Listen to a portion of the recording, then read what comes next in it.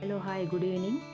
ಇವತ್ತು ನಾನಂತೂ ಮ್ಯಾಂಗ್ಳೂರಿಯನ್ ಸ್ಪೆಷಲ್ ಗೋಳಿ ಬಜೆ ಮಾಡ್ತಿದ್ದೇನೆ ವಿತ್ ಚಟ್ನಿ. ಸಂಜೆ ಟೀ ಜೊತೆ ಸೂಪರ್ ಆಗಿರ್ತದೆ. ನೋಡಿ ಹೇಗೆ ಮಾಡೋದು ಅಂತ.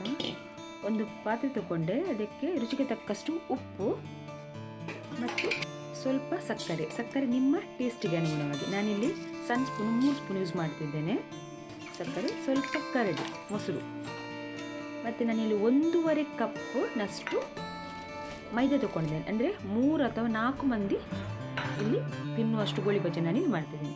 ಸ್ವಲ್ಪ ಜೀರಿಗೆ, ಕಟ್ ಮಾಡುವಂಥ ತೆಂಗಿನಕಾಯಿ, ಕಾಯಿ ಮೆಣಸು ಮತ್ತು ಸ್ವಲ್ಪ ಕರಿಬೇವಿನ ಎಲೆ, ಶುಂಠಿ, ಬೇಕಾದಲ್ಲಿ ಕೊತ್ತಂಬರಿ ಸೊಪ್ಪು ನೀವು ಹಾಕುವವರು ಹಾಕ್ಕೊಳ್ಬೋದು. ಮತ್ತು ನಾವೇನು ಮಾಡಬೇಕು, ಸ್ವಲ್ಪನೇ ನೀರು ಹಾಕ್ಕೊಂಡು ಬೀಟ್ ಮಾಡಬೇಕು ಚೆನ್ನಾಗಿ.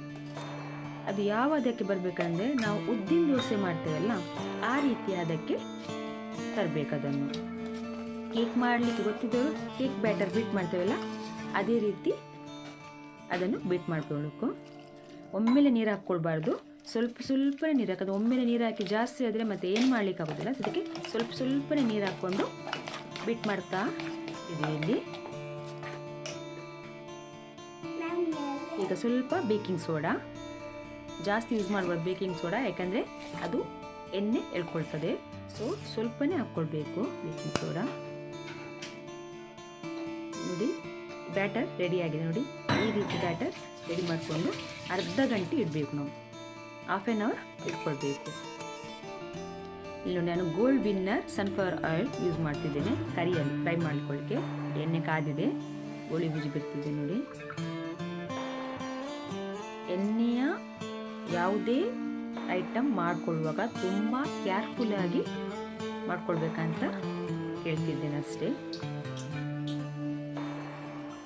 ಯಾಕಂದರೆ ಎಣ್ಣೆ ಮೇಲೆ ಬೀಳುವಂತಹ ಚಾನ್ಸಸ್ ತುಂಬ ಇರ್ತದೆ. ಅದಕ್ಕೆ ತುಂಬ ಕೇರ್ಫುಲ್ಲಾಗಿ ಎಣ್ಣೆಯ ವಸ್ತುಗಳನ್ನು ಬಿಡುವಾಗ, ಎಣ್ಣೆ ಐಟಮ್ ಮಾಡುವಾಗ ಕೇರ್ಫುಲ್ಲಾಗಿ ಯೂಸ್ ಮಾಡ್ಕೊಳ್ಬೇಕು ಎಣ್ಣೆ. ಸ್ವಲ್ಪ ಅದು ಮೇಲೆ ಬರ್ತಾ ಇರಬೇಕು, ಬಿಡಬೇಕು. ನೋಡಿ ಸ್ಲೋ ಫ್ಲೇಮಲ್ಲಿಟ್ಟು ಕಾಯಿಸಿ ನಾವು ತೆಗಿಬೇಕಂದ್ರೆ ಒಳಗೆ ಬೇಯಬೇಕಲ್ಲದು ಮೈದಾ. ಸೊ ಅದಕ್ಕೆ ಸ್ಲೋ ಫ್ಲೇಮಲ್ಲಿಟ್ಟು ನಾನು ಕಾಯಿಸಿ ತೆಗಿತಿದ್ದೇನೆ. ನೋಡಿ ಇಲ್ಲಿ ನೋಡಿ ಗೋಳಿ ಬಜೆ ರೆಡಿಯಾಗಿದೆ. ಈಗ ಗೋಳಿ ಬಜೆಗೆ ಡಿಪ್ ಮಾಡುವಂದರೆ ಚಟ್ನಿ ಮಾಡ್ತಿದ್ದೇನೆ. ಅದು ನಾವು ಕೊತ್ತಂಬರಿ ಸೊಪ್ಪು ಚಟ್ನಿ ಮಾಡ್ತಿದ್ದೇನೆ. ನೋಡಿ ಸ್ವಲ್ಪ ತೆಂಗಿನಕಾಯಿ ತುರಿ ಮಿಕ್ಸಿ ಜಾರಿಗೆ ಹಾಕ್ಕೊಳ್ತಿದ್ದೇನೆ.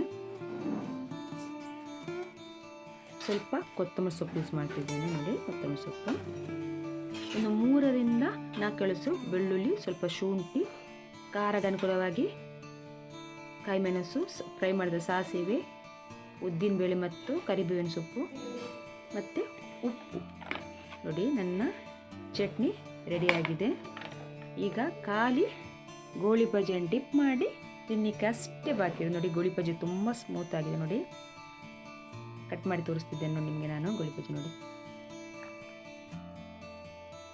Okay, thank you. ಇವತ್ತಿನ ನನ್ನ ವಿಡಿಯೋ ಇಷ್ಟ ಆಗಿದ್ದರೆ ನಿಮಗೆಲ್ಲರಿಗೂ ಒಂದು ಲೈಕ್ ಮಾಡಿ, ಶೇರ್ ಮಾಡಿ, ಕಮೆಂಟ್ಸ್ ಮಾಡೋದನ್ನು ಮರ್ಕೊಳ್ಬೇಡಿ. ಹಾಗೆ ನನ್ನ ಚಾನಲ್ ಯಾರೆಲ್ಲ ಸಬ್ಸ್ಕ್ರೈಬ್ ಆಗಲಿಲ್ವೋ ಪ್ಲೀಸ್ ಸಬ್ಸ್ಕ್ರೈಬ್ ಮಾಡಬೇಕಂತ ರಿಕ್ವೆಸ್ಟ್ ಮಾಡ್ಕೊಳ್ತಿದ್ದೇನೆ. ಓಕೆ, ಇನ್ನು ವಿಡಿಯೋದಲ್ಲಿ ಭೇಟಿಯಾಗೋಣ. ಬಾಯ್, ಟೇಕ್ ಕೇರ್.